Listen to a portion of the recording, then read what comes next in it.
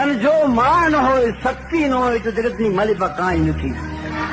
ઈ શક્તિ એ આપણી બોલીએ એવી બંધાણી છે કે તું યાદ કરીને હું આવું તો મને ફટ કહેવાય. ભલા માણસ, તું રાડ પાડીએ જો હું આવું તો હું માં નો કહેવાઉં, પણ તારો ઉહકારો થાય, ઉદરની મારી પાછી શ્વાસ ઉપડે, ઈ શ્વાસ જેને કહેવાય કુંભજ ચેલો રેચક નો થાય ત્યાં તો હું આવી ઉભી રહું.